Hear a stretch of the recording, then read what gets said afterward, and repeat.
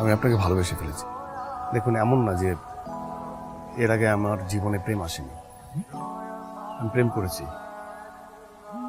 একসাথে বসে রেস্টুরেন্টে খেয়েছি, বাইকে করে পুরো ঢাকা শহর ঘুরেছি, হাতে হাত রেখেছি, সারা রাত ফোনে কথা বলেছি।